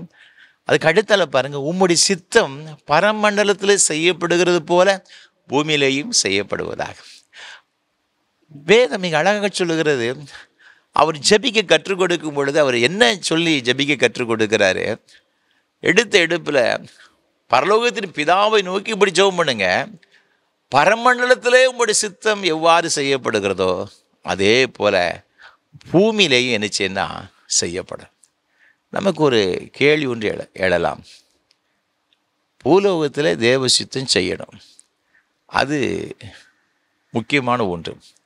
பரலோகத்தில் அப்படி என்ன தேவ சித்தம் இருக்கிறது? இங்கேயாவது நமக்கு ஒரு வாழ்க்கை இருக்கிறது. நம்முடைய வாழ்நாள் முழுவதும் தேவ சித்தத்தை நிறைவேற்றி கொண்டே சென்றால் தான் பரலோகத்துக்கு போக முடியும். சரி, நிறைவேற்றியாச்சு, பரலோகத்துக்கு போயாச்சு, அங்கே என்ன தேவ சித்தம்? வேதத்தில் வாசிப்ப பரலோகத்தில் யார் இருக்கிறா? நீங்கள் எபிரேயர்கள் நிருபத்தில் நீங்கள் வேதத்தில் வாசித்து பார்க்கும் பொழுது இங்கே வேதம் மிக அழகாக இங்கு சொல்லப்பட்டிருக்கின்றது. எபிரேயர்கள் நிருபம் 12ஆம் அதிகாரம் 22ஆம் வசனம்.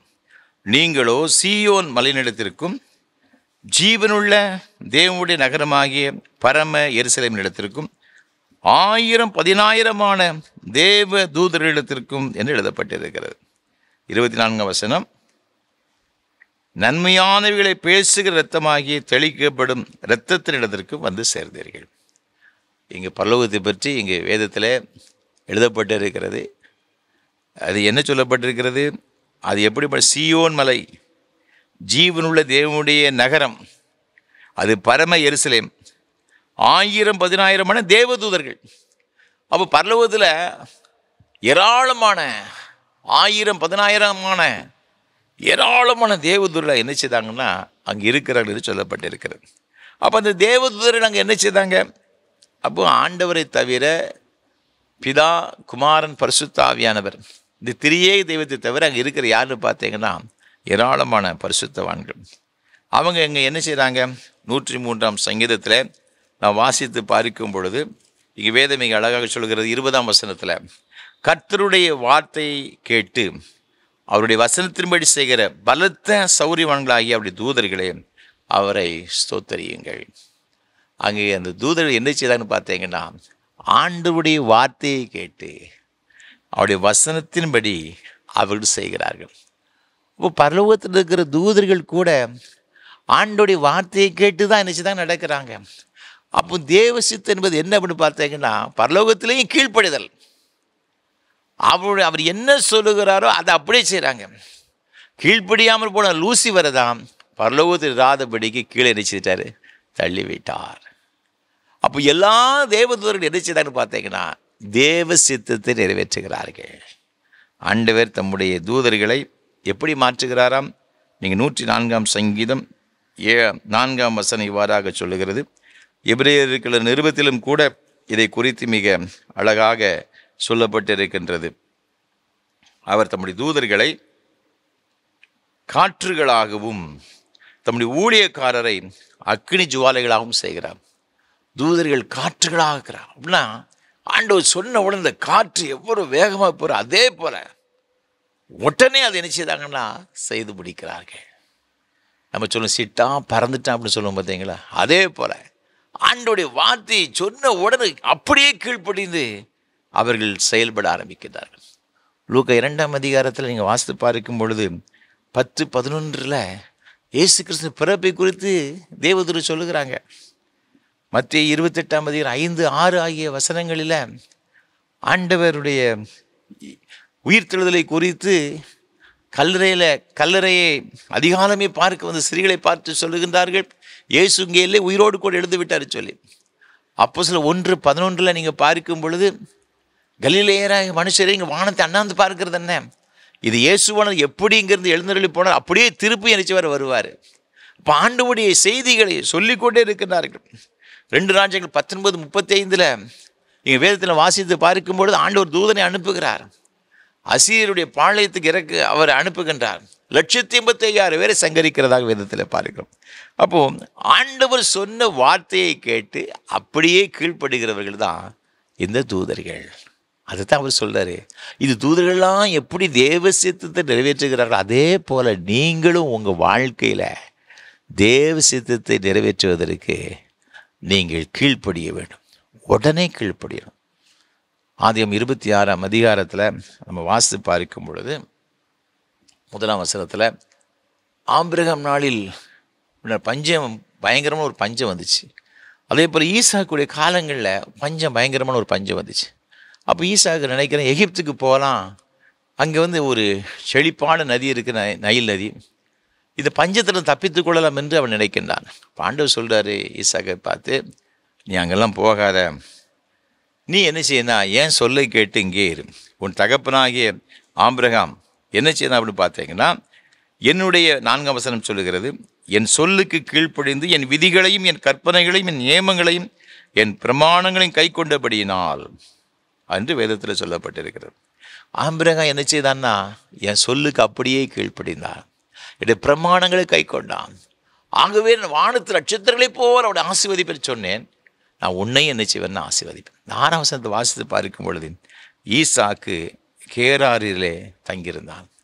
ஆண்டவர் சொன்ன உடனே அதே பட்டணத்தில் கேராரூரில் அவன் என்ன செய்தான்னா தங்குகிறா சொல்லப்பட்டிருக்கிறது. அது பயங்கரமான ஒரு பஞ்சம்தான். அந்த வருஷத்தில் விதைக்கிறான்.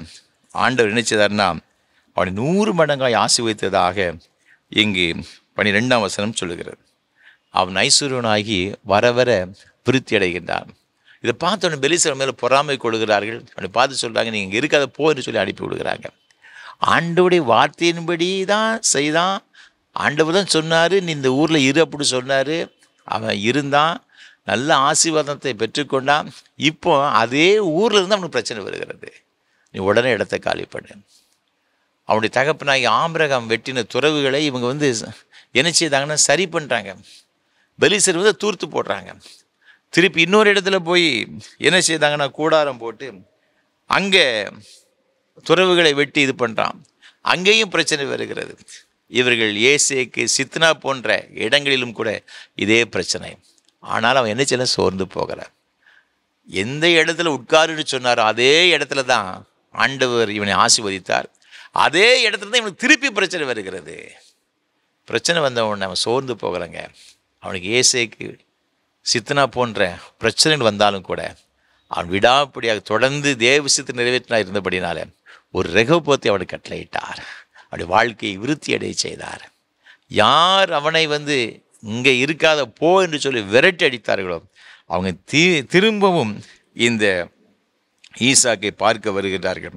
26ஆம் வசனத்தை பாருங்க. அபிமெலேக்கும் அவன் சிநேகிதனாகிய அகுசாந்தும் அவன் சேனாதிபதியாகிய பிகோலும் கேராரிலிருந்து அவனிடத்தில் வந்தார்கள். அப்போ ஈசா கேட்குறேன், ஏன் நீ என்னை பார்க்க வந்திருக்கிறேங்க? 28ஆம் வசனம். அதற்கு அவர்கள், நிச்சயமாய் கர்த்தர் உம்மோடு கூட இருக்கிறார் என்று நாங்கள் கண்டோம். ஆகையால் எங்களுக்கும் உமக்கும் ஒரு ஆணை ஏற்பாடு உண்டாக வேண்டும் என்று நாங்கள் நிர்ணயம் பண்ணினோம். யார் விரட்டி அடித்தாங்களோ திருப்பி அவர்களே ஈசாக்கு காலில் விழுகிறதை பார்க்கிறோம். அன்பான ஆண்டவருடைய பிள்ளைகளே, தேவ சித்தத்தை ஒரு மனிதன் நிறைவேற்றும் பொழுது ஒருவேளை அந்த இடத்துல எவ்வளவு போராட்டம் வந்தாலும் பிரச்சனை வந்தாலும் நாம் அந்த பிரச்சனைகளுக்கு மத்தியிலும் தேவ சித்தம் நிறைவேற்றலாக இருக்கும் பொழுது நாம் வெட்கப்பட்ட இடத்துல ஆண்டவர் நம்முடைய தலையை உயர்த்துகிறவராயிருக்கிறார். தேவன் விரும்புகிறது கீழ்ப்படிதல். இன்றைக்கு இது கீழ்ப்படிதல் நமக்கு இருக்கிறதா? 1922ஆம் ஆண்டு மார்ச் மாதத்தில் நம்முடைய தேசத்தின் தந்தையாகிய மகாத்மா காந்தியடிகளை நீதிமன்றத்திலே அவர் ஆஜராகும்படியாக சம்மன் அனுப்பப்பட்டது. அவர் குற்றவாளி கூண்டிலே இருக்கின்றார். நீதிபதி ப்ரூன்ஃபீல்டு என்று சொல்லப்பட்ட ஒரு ஆங்கிலேய நீதிபதி மகாத்மா காந்தியடிகளை பார்த்து சொல்லுகிறார், நீங்கள் தேசத்தில் ஒரு சிறந்த தலைவர் என்று நான் அறிவேன். கோடிக்கணக்கான மக்களுடைய இருதயத்திலே நீங்கள் வாழ்ந்து கொண்டிருக்கிறவர்கள். நீர் ஒரு சிறந்த தலைவர், எந்த விதமான சந்தேகம் கிடையாது. நான் உம்மை நேசிக்கிறேன். ஆனால் நீங்கள் செய்த ஒரு காரியம் இந்த சட்டத்திற்கு எதிராக இருந்தபடியினால் நான் சட்டத்தின்படி உங்களுக்கு தண்டனை கொடுக்க நினைக்கின்றேன். எனக்கு இந்த தண்டனை கொடுப்பதற்கு விருப்பம் கிடையாது. ஆனாலும் நான் இந்த நியாயாசனத்தில் இருக்கிறபடினால், நீதிபதியாக இருக்கிறபடினால் நான் சட்டத்தை நிறைவேற்ற வேண்டும். காரணம், காந்தியடிகள் யங் இந்தியா சொல்லப்பட்ட நாளிதழில் தொடர்ந்து 3 கட்டுரைகளை எழுதினார். ஒத்துழைமை இயக்கம் என்று சொல்லப்பட்ட அந்த இயக்கத்தை பற்றி ஆங்கிலேய அரசுக்கு எந்த ஒரு காரியத்திலையும் ஒத்துழைப்பு கொடுக்கக்கூடாது என்ற ஒரு இயக்கத்தை குறித்து அவர் எழுதினபடியினால் இவருக்கு ஒரு பெரிய ஒரு தண்டனை கொடுக்கப்பட்டது. 7 ஆண்டு காலங்கள் கடுங்காவல் சிறை தண்டனை கொடுக்கப்பட்டது.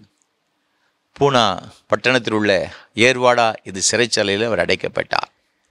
அவருக்கு தனி சிறை கொடுக்கப்பட்டது. யாரும் அவரை சந்திக்க முடியாது.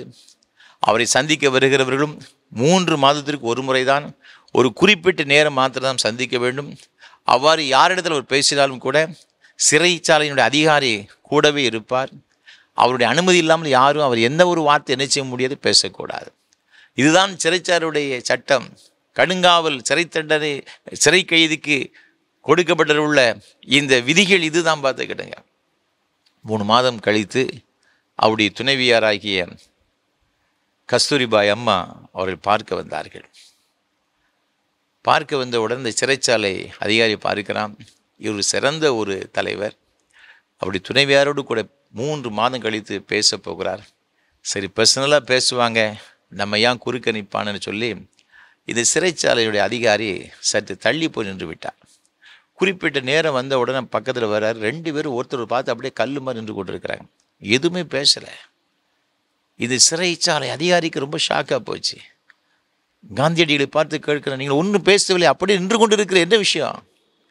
காந்தியடிக்கு சொன்னார், எனக்கு இந்த சட்டம் தெரியும், சிறைச்சாலையுடைய அதிகாரி பக்கத்தில் இராமல் நாங்கள் பேசக்கூடாது என்ற ஒரு சட்டம் இருக்கிறபடியினால் நீங்கள் இங்கே இருந்திருந்தால் நாங்கள் பேசியிருப்போம். நீங்கள் சற்று தொலைவில் சென்று விட்டீர்கள். அந்த சட்டத்திற்கு நான் கீழ்ப்படுகிறவன், ஆகவே தான் நான் இருவரும் ஒன்று கூட பேசவில்லைன்னு சொன்னாரா. அதனால தாயா நம்முடைய தேசத்தில் அவரை தேசப்பிதா என்று அழைக்கிறார்கள், மகாத்மா என்று அழைக்கிறார்கள்.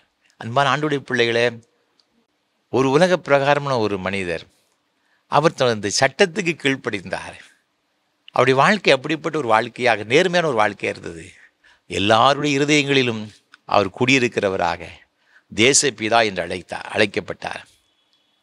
ஆனால் நீங்களும் நானும் சர்வவல்லம் தேவனாகிய கர்த்தருடைய வார்த்தைக்கு நாம் கீழ்ப்படியும் பொழுது தேவன் உயர்த்துவாரா உயர்த்த மாட்டாரா? நிச்சயமாக உயர்த்துவாருங்க, சந்தேகமே கிடையாது. இந்த பவுல் அப்போஸ்தலன் ஆண்டவருடைய வார்த்தை கீழ்ப்படிந்தான். அவனை குறித்து வேதம் சொல்லுகிறது, இதோ உலகத்தை கலக்குகிறவன் வந்து விட்டான். நீங்களும் இந்த உலகத்தை கர்த்தருக்கை கலக்குவீர்கள். யார் யாரெல்லாம் உங்களுக்கு எதிராய் வந்தார்களோ அவர்களெல்லாம் உங்களுக்கு வந்து சேரும்படியாக, உங்களுக்கு முன்பாக வந்து பணியும்படியான கிருபைகளை தேவன் தருவார். நீங்கள் வெட்கப்பட்ட இடத்துல இரட்டிப்பான நன்மைகளை ஆண்டவர் தருவதற்கு வல்லவராக இருக்கிறார். தேவன் எதிர்பார்க்கிற காரியம் நாம் அவருக்கு என்ன செய்யணும்? கீழ்ப்படிவன். இன்றைக்கு நம்மிடத்தில் அந்த கீழ்ப்படுதல் இருக்கிறதா யோசித்து பார்க்கணும். அது மாத்திரமல்ல, பேதுரு வாசித்து பார்க்கும் பொழுது இங்கு 2வது 1 தெசலோனிக்கேயருக்கு எழுதின நிருபம் 4ஆம் அதிகாரம் 3ஆம் வசனம் இவ்வாறாக சொல்லுகிறது, நீங்கள் பரிசுத்தம் உள்ளவர்களாக வேண்டும் என்பதே தேவனுடைய சித்தமாக இருக்கிறது. அந்தபடி நீங்கள் மேசி மார்க்கத்திற்கு விலகி இருந்து தேவனை அறியாத அஞ்ஞானிகளைப் போல மோக இச்சைக்குட்படாமல் உங்களில் அவனவன் தன் சரீர பாண்டத்தை பரிசுத்தமாயும் கனமாயும் ஆண்டு கொள்ளும்படி அறிந்து சொல்லப்பட்ட ஆண்டவருக்கு கீழ்ப்படியணும். அடுத்தபடியாக நம்முடைய வாழ்க்கை பரிசுத்தமான ஒரு வாழ்க்கையாக இருக்கணும். ஆதி காலங்களில் இந்த 1ஆம் நூற்றாண்டு மக்கள் இந்த பரிசுத்தனாலே அவங்களுக்கு என்னென்னு தெரியாது, அசுத்தமான வாழ்க்கை வாழ்ந்து கொண்டு வந்தவங்க.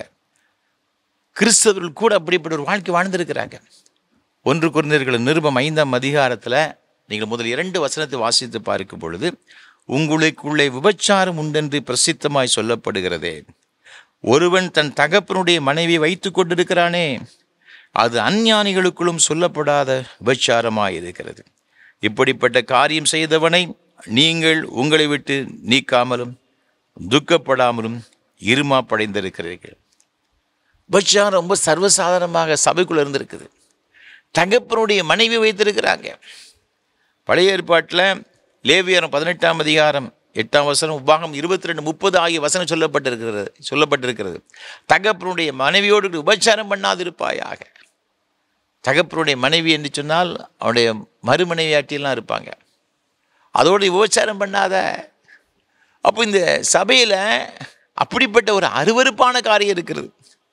அதை விட என்ன சொல்லப்பட்டிருக்கிறது, இப்படிப்பட்ட காரியம் செய்தவர்களை நீங்கள் உங்களை விட்டு நீக்காமலும் துக்கப்படாமல் இருமாப்படைந்திருக்கிறீங்க. அதை பற்றி கொஞ்சம் கூட கவலைப்படையிலையே. இப்படிப்பட்ட பெரிய பாவம் செய்து கொண்டு வருகிறேன்னு சொல்லி கொஞ்சம் கூட அதை பற்றி தானே ஒரு வேதனை இல்லையே, துக்கம் இல்லை என்பதாக சொல்லப்பட்டிருக்கிறது. அப்போ நம்முடைய வாழ்க்கை எவ்வளவு ஒரு பரிசுத்தமாக இருக்க வேண்டும் என்று தேவன் எதிர்பார்க்கிறார். அசுத்தம் நிறைந்த இந்த உலகத்தில் வாழுகிற நீங்களும் நானும் தேவன் என்ன எதிர்பார்க்கான்னு பார்த்தீங்கன்னா பரிசுத்தத்தை எதிர்பார்க்கிறார்.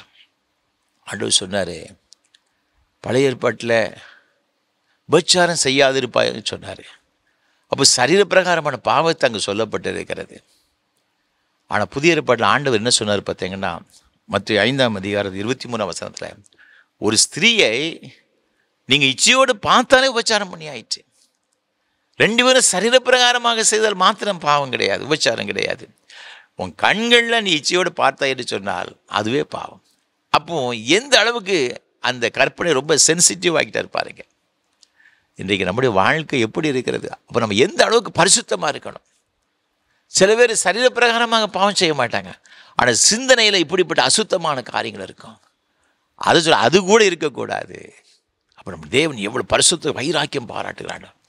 ஏனென்றால் நான் பரிசுத்தர் ஆகியால் நீங்களும் பரிசுத்தராக இருங்க. நீங்கள் என்ன அப்பான்னு சொல்கிறீங்க, நீங்கள் என் பிள்ளைகள்னு சொல்கிறீங்க, நான் ஆண்டோடைய பிள்ளைகள், ஏசப்பா பிள்ளைகள்னு சொல்லுகிறீங்க. அப்போ நான் எவ்வளவு பரிசுத்தமாக இருக்கிறேன், அதே மாதிரி நீங்களும் பரிசுத்தமாக இருக்கணும்ல.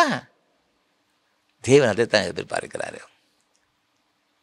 இந்த பாலாக் ராஜா இஸ்ரவேல் ஜனங்கள் எகிப்திலிருந்து புறப்பட்டு மோவாப் தேசத்தின் வழியாக கடந்து வருவதை பார்த்தான். இது ஜனங்களை அழிக்க வேண்டும் என்று எண்ணினான். பிலேயாமை அழைத்து கொண்டு வந்தான். பாகல் மேட்டிலேயும் பிஸ்காவின் இந்த கொடுமுடியிலும் பேயருடைய அந்த மேட்டிலும் 7 பலிபீடங்களை கட்டினா, 7 காளைகளை பலி செலுத்தினான், 7 ஆட்டுக்கடாக்களை பலி செலுத்தினான். எப்படியா இந்த ஜனங்களை சபிக்க வேண்டும் என்று சொன்னான். சபிக்க முடியலை. 24ஆம் அதிகாரம் 1ஆம் வசனம் சொல்லுவது, இஸ்ரவேலை ஆசீர்வதிப்பதே கர்த்தருக்கு பிரியம் என்று அவன் அறிந்து கொண்டான் என்பதாக வேதம் சொல்லுகிறது. இந்த பிலேயாம் கடைசியில் ஒரு காரியத்தை சொன்னான் பாலாக்கை பார்த்து, இது ஜனங்களை யாரும் சபிக்க முடியாது. ஆனால் அந்த ஜனங்கள் விக்கிரக ஆராதனை செய்து வேசித்தனம் பண்ணால் இவங்க சபிக்கப்பட்டு போவாங்க. ஏனென்றால் இவருடைய தேவனாகிய யெகோவா கர்த்தர் பரிசுத்தம் உள்ளவர். அவர் அருவருக்கிற காரியங்கள் இது. இன்றைக்கு நம்மளை சபிக்க முடியாமல் இருக்க காரணம் அந்த சர்வவல்லமை தேவனுடைய கரத்தில் இவங்க இருக்கிறாங்க. பரிசுத்தமுள்ள தெய்வத்தினுடைய ஜனங்கள் பரிசுத்தமுள்ளவர்களாக இருக்கிறாங்க. எப்போ பாவம் பண்ணுறாங்களோ அப்போ தேவன் விட்டு விடுவார். 25ஆம் அதிகாரத்தில் வாசித்து பார்க்கும் பொழுது முதல் 2 வசனங்களில் இவங்க இந்த பாலாக் ராஜா செய்கிற ஒரு காரியம், ஒரு விக்கிரகத்துக்கு பலியிடப்பட்டவைகளை விருந்துக்கு அழைக்கின்றான், பண்டிகை கொண்டாடுறாங்க. மோவாபிய ஸ்திரீகளோடு உபச்சாரம் பண்ணும்படியாக சில காரியங்களை செய்கிறான். இந்த ஜனங்கள் தவறான காரியங்கள் செய்ய ஆரம்பித்து விடுகிறார்கள். ஒரு பெரிய வாதை ஒன்று அங்கு உண்டாகிறது. 9ஆம் வசனத்தில் வாசித்து பார்த்தீங்கன்னா 24,000 பேர் செத்து போனதாக வேதம் சொல்லப்பட்டிருக்கிறது. காரணம் என்னன்னு பார்த்தீங்கன்னா, எப்போ இவர்கள் தங்களுடைய வாழ்க்கையில் பரிசுத்தத்தை இழந்து போனார்களோ அப்பொழுது தேவ கிருபை இவர்களை விட்டு நிச்சயதுன்னா எடுபட்டு போகிறது. அன்பான ஆண்டுடைய பிள்ளைகளே, ஆண்டு எதிர்பார்க்கணும் தெரியுமா? பரிசுத்தமாக இருக்கணும். நீதிமொழி 23ஆம் அதிகாரம் 29 இங்கே தொடர்ந்து உள்ள வசனம் வாசித்து பார்க்கும் பொழுது, ஐயோ யாருக்கு வேதனை, யாருக்கு துக்கம், யாருக்கு சஞ்சலம்? மதுபானத்தை குடிக்கிறவர்களுக்கு. அது என்ன செய்யுதுன்னு அவங்கள வேசித்தனத்துக்கு உபச்சாரத்துக்கு நேராக நடத்துகிறது. ஏசாயா 5ஆம் அதிகாரம் 11ஆம் வசனம் சொல்லுகிறது, சாராயத்தை நாடி அதிகாலமே எழுந்திருந்து மதுபானம் தங்களை சூடாக்கும்படி தரித்திருந்து இருட்டி போகும் அளவு குடித்து கொண்டே இருப்பவர்களுக்கு ஐயோன்னு சொல்லப்பட்டிருக்கிறது. அது என்ன செய்யணும்? இவங்களை தவறான ஒரு வாழ்க்கைக்கு நேராக நடத்தி கொண்டு சென்று விடுகிறது. மதுபானம் குடிப்பது ஒரு பெரிய ஒரு பாவம். அது உபச்சாரத்துக்கு நேராக கொண்டு சென்று விடுகிறது. அது அதற்கு அடுத்த பாவம். பாவத்தின் மேல் பாவத்தை செய்யும்படியான ஒரு பெரிய ஒரு விளைவுகளை பயங்கரமான நிலைமைகளுக்கு கொண்டு சென்று விடுகிறது. 2009ஆம் ஆண்டு டென்மார்க் அந்த பட்டணத்தில் தேசத்தில் ஒரு கால்நிலை உச்சி மாநாடு ஒன்று நடைபெற்றது. உலகத்தினுடைய பல நாடுகளிலிருந்து ஏராளமான டெலிகேட்ஸ் 160 பேருக்கு மேலாக வந்திருந்தார்கள். அப்போ அந்த பட்டணத்துடைய மேயர் லார்ட் ரிட் என்பவர் அங்குள்ள ஹோட்டலில் 160க்கு அதிகமான அந்த ஸ்டார் ஹோட்டல் இருந்துச்சு. அதுக்கு ஒரு கார்டு ஒரு நோட்டீஸ் ஒன்று அனுப்பினார். நிறைய தேசத்து டெலிகேட்ஸ் வர்றாங்க. ஏன்னா டென்மார்க் அந்த பட்டணத்தில் பட்சாரம் சர்வசாதாரணமாக இருக்கும். நீங்கள் தயவு செய்து எக்காரணம் கொண்டோம் இந்த வருகிற விருந்தினர்களுக்கு அங்கு வேசித்தனம் பண்ணுகிற உபச்சாரம் பண்ணுகிற ஸ்திரீகளோடு கூட நீங்கள் கனெக்ஷன் ஏற்படுத்தி விட்டு விடாதீர்கள். அதை நீங்கள் தயவுசெய்து அவாய்ட் பண்ணும்படி கேட்டுக்கொள்ள சொல்லி எல்லாத்துக்கும் பகிரங்கமாக நோட்டீஸ் அனுப்பிட்டார். இவங்க அந்த விபச்சார தொழிலாய் செய்கிறவங்க இது பயங்கரமான கோவம் வந்துருச்சு. எவ்வளோ ஒரு தைரியம் இருந்தால் இந்த மேயர், நாங்கள் லீகலாக இந்த பிஸ்னஸ் பண்ணிக்கிட்டு இருக்கிறோம், இவர் எங்களை ரொம்ப அற்பமாக எண்ணிட்டார், மற்ற நாட்டு இந்த டெலிகேட்ஸுக்கு மத்தியில் எங்களை எவ்வளோ சீப்பாக நினச்சிட்டாரு, இவங்களோட உபச்சாரம் பண்ணக்கூடாதுன்னு சொல்லி அவங்க பேப்பரில் ஒரு ஆடு ஒன்று கொடுத்தாங்க. SIO என்று ஒரு அமைப்பு, செக்ஸ் ஒர்க்கர்ஸ் இன்ட்ரெஸ்டட் குரூப் என்று சொல்லுவாங்க. யார் யாரெல்லாம் வருகிறார்களோ இந்த delegates, we are giving free sex, இலவசமாக நாங்கள் உங்களுக்கு பாலுறவை தருகிறோம். இது பேப்பரில் ஆடாக வந்திருக்கு. எவ்வளோ ஒரு மோசமான ஒரு காரியம். இந்த தேசத்திலிருந்து தான் நமக்கு வேதம் வந்துச்சு. ஒரு காலத்தில் உலகத்திற்கு வேதத்தை கொண்டு சுமந்து கொண்டு வந்தவங்க, சுவிசேஷத்தை கொண்டு வந்தவங்க அந்த தேசத்து வந்தாங்க. இன்றைக்கு நாம் பரிசுத்தம் பரிசுத்தம் என்று சொல்லிக் கொண்டிருக்கிறோம். அவங்க கொண்டு வந்த வேதத்தின் மூலமாக இயேசுவை அறிந்து கொண்டு. ஆனால் அந்த தேசம் இன்னைக்கு எப்படி சென்று கொண்டிருக்கிறது? இன்றைக்கு அப்படி தான் நிறைய கிறிஸ்தவர்கள் வாழ்ந்து கொண்டிருக்கிறாங்க. ஆரம்ப காலத்தில் தன்னுடைய வாழ்க்கை அவ்வளோ பரிசுத்தமாய் பார்த்து கொள்வாங்க. நாள் அடைவில் அது அப்படியே நினச்சிதாங்கன்னா உலக பிரகாரமாக வாழ்க்கை அப்படியே காம்ப்ரமைஸ் பண்ணி கொண்டுக்கிறாங்க. அந்த பரிசுத்தை இழந்து போய் இன்றைக்கு எத்தனை பேர் பின்மாற்றமான ஒரு வாழ்க்கை வாழ்ந்து கொண்டிருக்கிறாங்க. அன்பான ஆண்டவருடைய பிள்ளைகளே, நீங்கள் ஒன்று சீர்தூக்கி பாருங்கள்.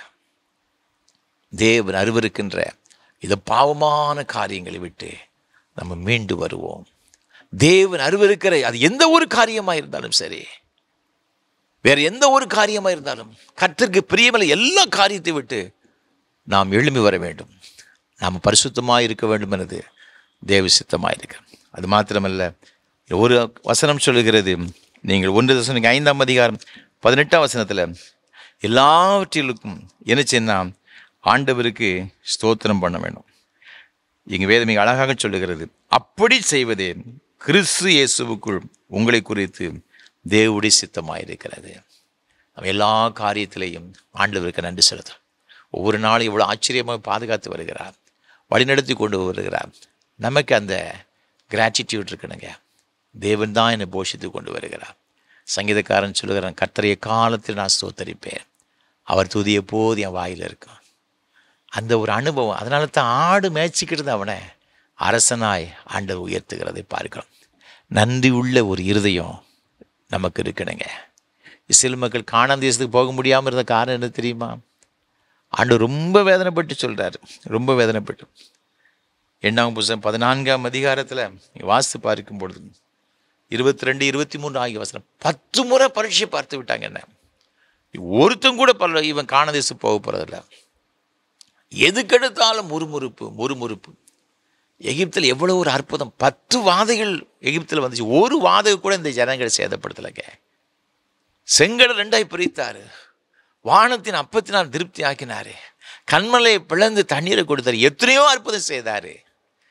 இவ்வளோ செய்த பிறகு அவங்க சந்தோஷமாக ஆண்டுக்கு நன்றி செலுத்தினாங்களா? முறுமுறுத்துக்கிட்டே இருந்தாங்க. அவரால் தாங்க முடியலை. ஒருத்தங்க கூட காணானுக்கு போக போகிறதில்ல. அந்த 20 வயசு கீழே உள்ளவங்க மாத்திரம்தான் முறுமுறுக்காத பிள்ளைகள். அவங்க தான் என்ன செய்தாங்கன்னா காணானுக்குள்ளே போகிறதாக வேதத்தில் பார்க்கிறோம்.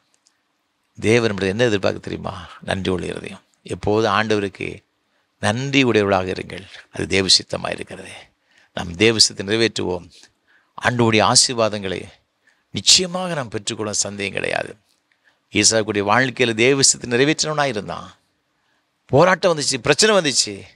ஆனாலும் ஒரு ரெகோபோத்தை தேவர் கட்டளையிட்டார். உடைய வாழ்க்கையில் விருத்தியை கொடுப்பார். ஒரு எதிராக யார் வந்தார்கள் அவர்கள் உங்களுக்கு பணிவார்கள். வேதம் அப்படித்தான் சொல்லுகிறது. பரிசுத்தமாய் வாழுவோம். ஆண்டவரை போல அவர் எவ்வளவு பரிசுத்தர் இருக்கு அதே போல வாழும்படி ஒப்பு கொடுப்போம். நிச்சயமாகவே நம்ம உயர்த்துவார். எல்லா காரியத்தையும் நன்றியுடனாக இருப்போம். தேவாசை உங்களை பெற்றுக்கொள்ளும். அப்படிப்பட்ட கிருபைகளை தேவன் நம்ம ஊருக்கு தருவாராக. ஆமென். அர்ப்பணிப்பின் பாடலாக கீதம் 278, பயந்து கர்த்தரின் பக்தி வழியில் பணிந்து நடப்போன் பாக்கியவான். கீதம் 278 பாடுவோம்.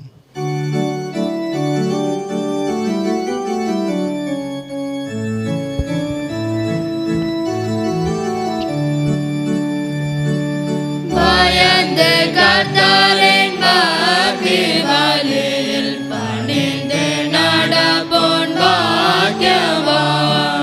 பயந்து கர்த்தரின் பக்தி வழியில் பணிந்து நடப்போன்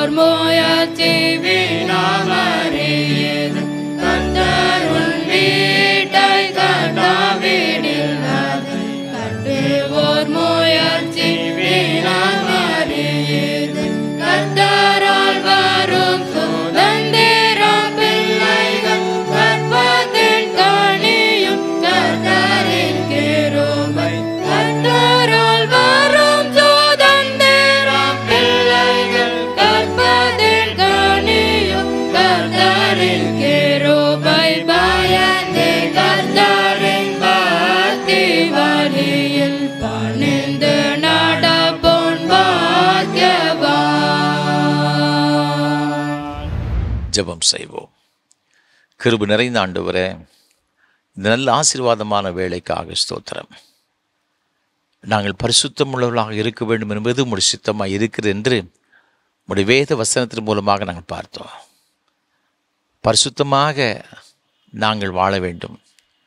உம்முடைய வேத வசனத்திற்கு நாங்கள் கீழ்ப்படிய வேண்டும். நன்றி உடலாக வாழ வேண்டும் என்று எங்களுக்கு கற்றுக் கொடுத்திருக்கிறேன். எனவே இதெல்லாம் தேவ சித்தம். இந்த சித்தத்தை நிறைவேற்றும் பொழுது நாங்கள் உங்களுடைய ராஜ்யத்தில் வந்து பங்கடைய முடியும் என்று சொன்னீங்களப்பா. ஆண்டவரே, எங்களுடைய வாழ்க்கையில் என்னென்ன காரியத்தில் குறைப்பட்டு இருக்கிறோமோ இன்றைக்கு அதை சரி செய்வதற்கு நீர் எங்களுக்கு உதவி செய்யும்படியாக ஜெபிக்கிறோம். இந்த ஆராதனையில் பங்கெடுத்து கொண்ட ஒவ்வொரு பிள்ளைகளுக்காக, உம்மை நோக்கி பார்க்கிற ஒவ்வொரு பிள்ளைகளுக்கு நாங்கள் ஜெபிக்கிறோம். ஒவ்வொருவரையும் ஆசீர்வதியும் சுவாமி. ஒவ்வொருவரும் உடைய ராஜ்யத்தின் பிள்ளைகளாக ஆண்டவரே அவர் வந்து சேருவதற்கு, அந்த காணியாட்சிக்கு உட்பட்டவர்களாக காணப்படுவதற்கு கர்த்தர் உமது பிள்ளைகளுக்கு விருத்த சேதனமுள்ள இருதயத்தை கொடுத்து தேவ சித்தத்தை நிறைவேற்றவர்களாக வாழ நீர் உதவி செய்யும்படியே ஜெபிக்கிறோம். நீ தந்த கற்பதின் கனிகளை ஆசீர்வதியும். குழந்தை செல்வங்களை ஆசீர்வதிங்கப்பா. அவர்களுக்கு வேண்டிய விசேஷ ஞானத்தை கொடுத்து சிறு வயது முதற்கொண்டே உண்மை அறிகிற அறிவிலும் ஞானத்திலும் வளர்த்தும் தேவக்கருளும் மனுஷ தேவலும் அதிகமாய் விருத்தியடை உதவி செய்யும். வாலிப சகோதர சகோதரிகளுக்காக ஜெபிக்கிறோம் ஐயா. இந்த வாலிப வயதிலே ஆண்டவர் பிசாசானவங்களுடைய பிள்ளைகளை எந்த விதத்திலும் ஆண்டவர் வஞ்சித்து விடாதபடிக்கு, உலகத்தினுடைய இச்சைகளுக்காய் கொன்று சென்று விடாதபடிக்கு அவர்களை பாதுகாத்துக் கொள்வீராக. தேவ சித்தத்தை நிறைவேற்றவர்களாக காணப்பட நீர் உதவி செய்யும்படியாக நாங்கள் ஜெபிக்கிறோம் ஐயா. தகப்பனே, உமக்கு ஸ்தோத்திரம் செலுத்துகிறோம், நன்றி செலுத்துகிறோம் ஐயா. ஆண்டவர் எங்களுடைய பிள்ளைகளுக்காக நான் விசேஷமாக ஜெபிக்கிறேன் ஐயா. அநேக குடும்பங்களில் படித்து முடித்து விட்டு வேலை இல்லாமல் கஷ்டப்படுறாங்கப்பா. பல இடங்களில் முயற்சி பண்ணிக்கிட்டு இருக்கிறாங்க. வெளிநாடுகளில் சென்று முயற்சி பண்ணுறாங்கப்பா. ஆண்டவர் இரவு பகலாக உண்மையே நம்பியிருக்கிற இந்த பிள்ளையோட வாழ்க்கையில் ஒரு அற்புதம் செய்வீராக. அவருடைய பிரயாசங்கள் எல்லாம் ஆசீர்வதிக்கிற ஆண்டவர் நல்ல வேலை வாய்ப்பு கொடுத்து ஆசீர்வதிங்க ஐயா. திருமணத்திற்காக காத்திருக்கிற சகோதர சகோதரிகளுக்காக ஜெபிக்கிறேன் ஐயா. பல குடும்பங்களில் இந்த திருமண தடைகள் சுவாமி, ஏன் எதுக்குன்னு எங்களுக்கு தெரியலப்பா. பிள்ளைகள் கலங்கி போகிறாங்க, சோர்ந்து போகிறாங்க. பெற்றோர்கள் இரவெல்லாம் ஆண்டவரை கண்ணீர் வடித்து கொண்டிருக்கிறாங்க. நீ தயவாய் இந்த பிள்ளைகளுக்கு இரக்கம் பாராட்டுவீராக. ஏற்ற காலத்தில் ஏற்ற நல்ல ஒரு துணையை கொடுத்து இந்த பிள்ளைகளை குடும்பமாக்கி நீங்கள் ஆசீர்வதிக்கும்படியே ஜெபிக்கிறோம். திருமணமாகியும் குழந்தை இல்லைன்னு சொல்லி கலங்குகிற தம்பதிகள் உண்டப்பா. தயவாய் முது பிள்ளைகளுக்கு இறங்கி கற்பத்தினி உம்மால் கிடைக்கின்ற ஒரு பலன் சுவாமி, நீ தருகிற ஒரு சுதந்திரம் ஐயா. அந்த சுதந்திரத்தை முது பிள்ளைகளுக்கு கொடுத்து ஆசீர்வதிப்பீராக. பேறு காலம் இருக்க அருமையான சகோதரிகளுக்கு ஏற்ற காலத்தில் கற்பதற்கு நீ பூர்ணப்படி சுகப்பிரசவத்தை தரும்படி ஜெபிக்கிறோம். இந்த ஆராதனை பங்கு பெற்ற ஒவ்வொருவரையும் உடைய கரத்தில் கொடுக்கிறோம். பலவீனமாக இருக்கிறவர்களுக்காக ஜெபிக்கிறோம். வயோதிப இருக்க அருமையான பெற்றோர்களுக்காக ஜெபிக்கிறோம். இந்த வயதான காலத்தில் யாருமே எனக்கு துணைன்னு சொல்லுகிற அநேக தாய் தகப்பன்மார் உண்டு சுவாமி. அவர் ஒவ்வொருவருக்காக நாங்கள் ஜெபிக்கிறோம். ஆண்டவர் வயதான பெற்றோர்களுக்காக ஜெபிக்கிறேன் ஐயா. ஒவ்வொருவருக்கும் வேண்டிய கிருபையை தார். அவருடைய பலவீனத்தை பலன் தார். நல்ல சுகத்தையும் பலத்தையும் ஆரோக்கியத்தையும் மகிழ்ச்சியும் சமாதானத்தை கொடுத்து கர்த்தர் நடத்தும்படியாய் ஜெபிக்கிறேன் ஐயா. ஆண்டவரே, வீடுகளில் மருத்துவமனை சிகிச்சை பெற்ற பிள்ளைகளுக்காக ஜெபிக்கிறேன் ஐயா. அப்படி எல்லாம் பலவீனங்களை கர்த்தர் மாற்றுவீராக. நல்ல ஒரு ஆரோக்கியத்தை கொடுப்பீர். என்னென்ன வியாதிலாம் கஷ்டப்படுறது இப்பொழுது அந்த வியாதியின் வல்லமை இந்த பிள்ளை விட்டு முற்றிலுமை மாறும்படி ஜெபிக்கிறேன் ஐயா. அவர்கள் மருத்துவமனையில் இருந்து கொண்டு இந்த ஜெபத்தில் பங்கு பெற்றிருக்கலாம் சுவாமி. அவர்களுக்கு கர்த்தர் கிருபையாக இறங்குவீராக சுவாமி. அந்த படுக்கை முற்றிலுமை மாறும்படி நாங்கள் ஜெபிக்கிறோம் சுவாமி. இது என்ன வியாதி என்றே தெரியவில்லைன்னு சொல்லி ஆண்டவரே அப்பா அந்த பிள்ளைகள் குழம்பி கொண்டிருக்காரு இருந்திருக்கிறீங்கப்பா. அது எல்லாவற்றிலிருந்து ஒரு தெளிவான இந்த பிள்ளைகளுக்கு ஆண்டவரே உமக்கு ஸ்தோத்திரமே டாக்டர்ஸ் டயக்னோஸ் பண்ணவும் ஒரு பூர்ணமான விடுதலை இந்த பிள்ளைகள் பெற்றுக்கொள்ளவும் தக்கதான கிருபைகளை கொடுத்து கர்த்தர் ஆசீர்வதிப்பீராக.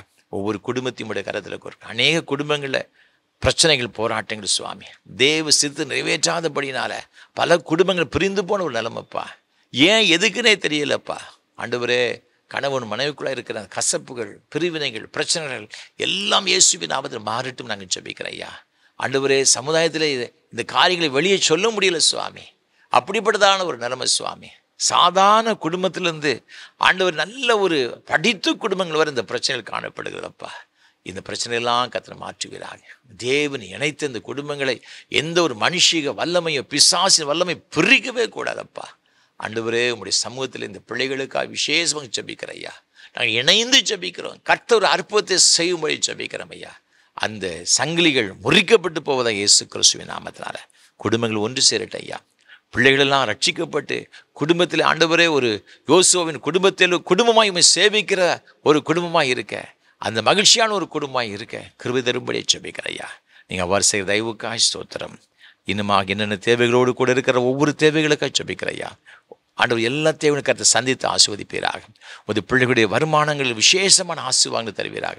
அவர் செய்கிற ஒவ்வொரு தொழிலையும் ஆண்டவர் ஒவ்வொரு வியாபாரங்களுக்கு நாங்கள் ஜெபிக்கிறோம். இது என்னென்ன வேலைகள் செய்கிற எல்லா வேலைகளிலும் நிறைவான ஆசீர்வாதங்கள் நமது பிள்ளைகளுக்கு நீ தந்தரளி வழிநடத்தும்படி நாங்கள் ஜெபிக்கிறேன் ஐயா. ஏழைகள், எளியவர்கள், திக்கற்றவர், அனாதைகள், கைவிடப்பட்டவர்களுக்காக ஜெபிக்கிறேன் ஐயா. அவர்களையும் கர்த்தர் கண்ணோக்கி பார்த்து ஆசீர்வதிப்பீராக. இந்த ஆராதனை வேலை தாங்க முன்வந்த அருமையான நமது பிள்ளைகளுக்காக நாங்கள் ஜெபிக்கிறோம். அன்பு சகோதரர் ஜான் சைமன் ராஜுக்காக நாங்கள் ஜெபிக்கிறோம் சுவாமி. ஆண்டவரே, அவர் கொடுத்த நல்ல குடும்பத்திற்காக ஸ்தோத்திரம். அவருடைய அன்புக்குரிய துணைவியாருக்காக, கவிதா எஸ்தராணிக்காக நன்றி செலுத்துகிறோம் சுவாமி. அருமையான பிள்ளைகளை ஆசீர்வதிங்க சுவாமி. அருமையான மகன் செய்கிற ஆண்டவரை வேலையை ஆசீர்வதிப்பீராக. துபாய் தேசத்தில் செய்கிற இந்த பணிகளும் உடைய கிருபை நிறைவாய் தங்கியிருக்கட்டும் சுவாமி. ஆண்டவரே, இன்னும் உடைய மகனை ஆசீர்வதித்து கர்த்தர் உயர்த்தும்படியாக நாங்கள் ஜெபிக்கிறோம். அன்பு சகோதரி ஆசீர்வதியும். தேவ கரமது மகளோடு கூட எப்பொழுது இருக்கும் நாங்கள் ஜெபிக்கிறோம் ஐயா. நீ கொடுத்த 2 பிள்ளைகளுக்காக கோடி ஸ்தோத்திரம் ஐயா. அன்பு மகன் கில்பர்ட் பெனாயாவுக்காக, அன்பு மகள் பெர்னிஸ் ஜோனாவுக்காக ஸ்தோத்திரம் செலுத்துகிறோம் சுவாமி. ஆண்டவரே, இந்த அன்பு பிள்ளைகள் உம்முடைய கரத்தில் கொடுக்கிறோம். இயேசுவானவர் ஞானத்திலும் வளர்த்திலும் தேவ கிருபையிலும் மனுஷ தயவிலும் அதிகமாய் விருத்தி எழுதப்பட்டிருக்கிறது. அதே போல இந்த பிள்ளை விருத்தி அடையணும்.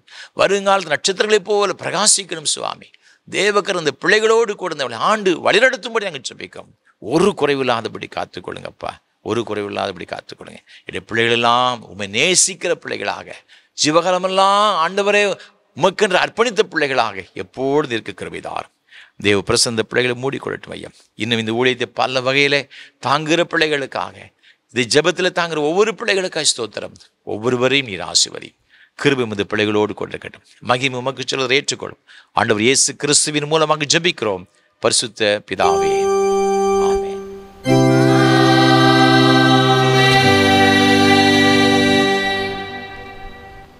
தேவனுடைய இரக்கமுள்ள கிருபைக்கும் பராமரிப்புக்கும் உங்களை ஒப்புவிக்கிறோம். கர்த்தர் உங்களை ஆசீர்வதித்து காக்கடவர்.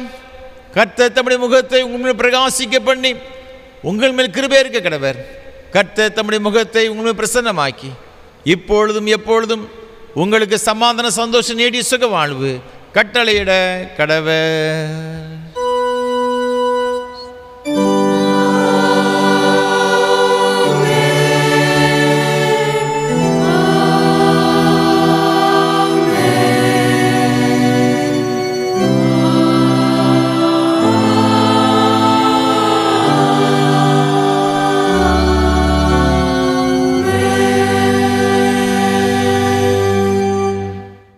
நிறைவு கீதமாக கீதம் 519 பாமாலை 338 பாடுவோம். என் ஆண்டவாம் என் பாகமே நீர் நித்திய மாட்சிமை.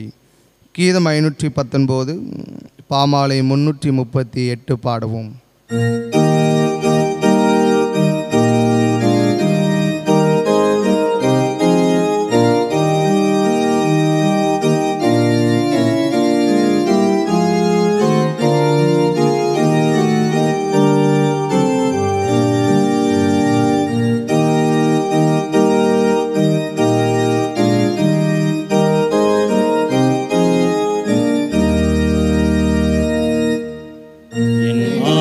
ஆண்டவரே